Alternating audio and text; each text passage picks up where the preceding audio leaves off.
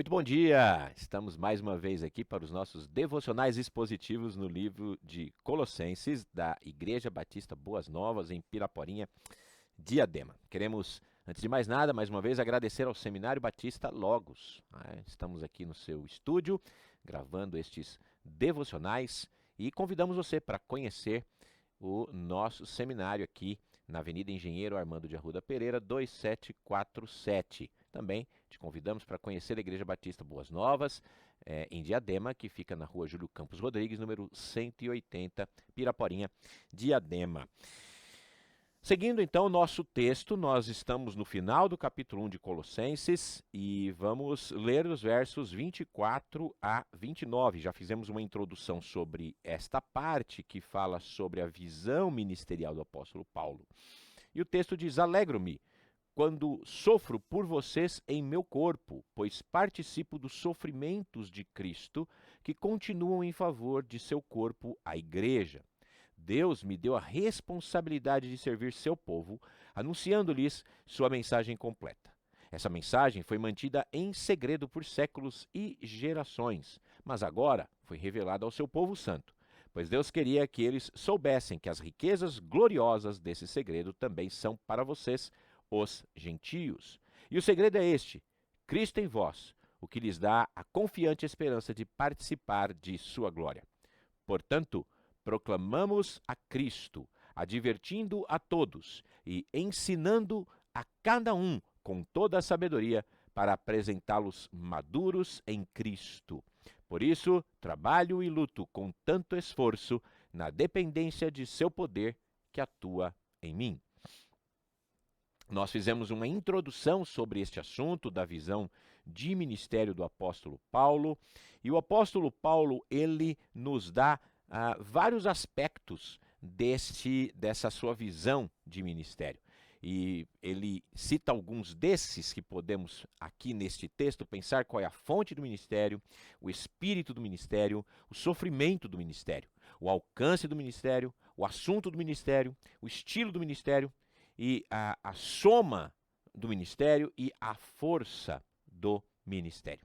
Então, começando a pensar hoje neste devocional sobre a fonte do ministério. Versículo 23, na parte C do versículo 23, que nós lemos nos estudos passados, nas nossas devocionais passadas, ele fala: eu, Paulo, fui designado servo para proclamar as boas novas. E na parte A do verso 25, ele fala: Deus me deu a responsabilidade de servir seu povo. E ele fala: anunciando-lhes a sua mensagem completa.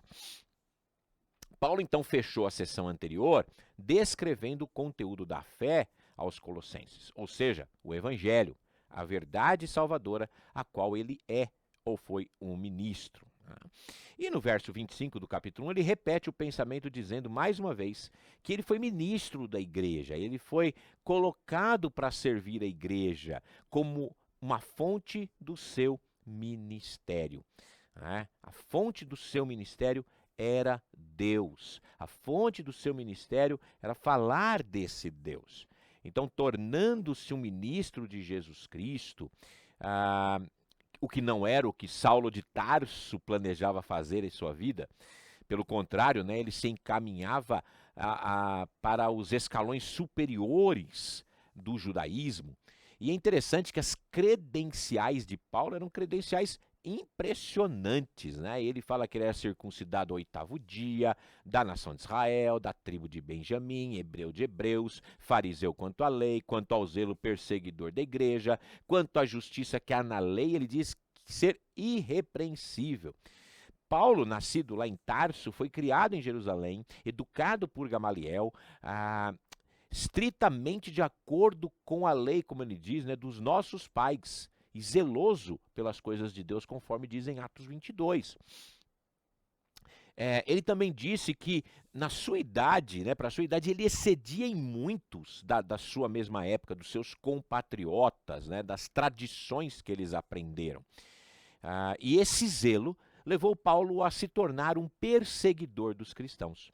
Os leitores do Novo Testamento, então, encontram esse esse Paulo, que é o nome judeu, perdão, Paulo, né, que o nome judeu era Saulo, e nós encontramos ele lá quando ele consente na morte de Estevão. Então Paulo realmente era um perseguidor da igreja, alguém muito conhecido, alguém de uma cultura e de um conhecimento muito grande. Mas ele disse depois que aquilo que ele pensou que era bom, aquilo que ele fazia que era hostil ao nome de Jesus de Nazaré, e o que ele fez em Jerusalém, trancando os santos nas prisões, recebendo autorização dos sacerdotes, dos principais sacerdotes, né, para condenar a morte, dar voto de morte para alguns deles, como ele fez com Estevão, por exemplo. E Paulo, nesse seu engajamento, nessa sua cruzada contra o evangelho, foi quando ele encontra Cristo e a sua vida muda de cabeça para baixo. E então Paulo agora ele se torna um ministro de Cristo e não mais um perseguidor da igreja. O Senhor o comissiona para isso. Ele foi nomeado pelo próprio Senhor. Fica imaginando Paulo cego, aterrorizado, né, diante da aparição gloriosa do Jesus de Nazaré, do Cristo ressurreto. E a pergunta que Paulo faz: o que é que eu devo fazer agora, Senhor? Paulo não iria se candidatar a ser um ministro de Jesus Cristo, mas ele foi nomeado pelo próprio Senhor.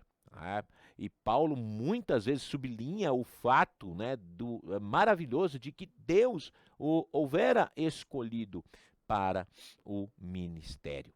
E Deus fez isso por causa que Paulo seria aquele que testemunharia da verdade aos gentios. Todo cristão, de uma forma ou de outra, é chamado por Deus. Deus é a fonte do ministério de cada cristão. O Deus soberano que chama homens para a salvação, chama-os para o serviço. O Espírito Santo que dá dons espirituais, que são capacitações para o serviço, para o qual foram chamados de acordo com a sua vontade. E Paulo, então, mostra a responsabilidade do crente, é ser obediente a este chamado. Paulo foi feito ministro por uma chamada soberana. Paulo viu o seu ministério como uma mordomia de Deus. Então, o mordomo que cuida da casa, o mordomo que tem a supervisão dos outros servos. Deus lhe deu aquilo. Deus lhe deu essa direção e ele deveria fazer. Então, como servos de Cristo, dos mistérios de Deus, nós então devemos anunciá-lo, ensiná-lo. Somos chamados para o ministério e devemos então exercê-lo para a glória do nosso Deus. Você, meu irmão, que já é salvo, né, naturalmente, em Cristo Jesus, tem um chamado para servir. Então que você possa usar o serviço que Deus lhe deu para a glória do nome do Senhor e para o bem do povo de Deus. Forte abraço, até mais.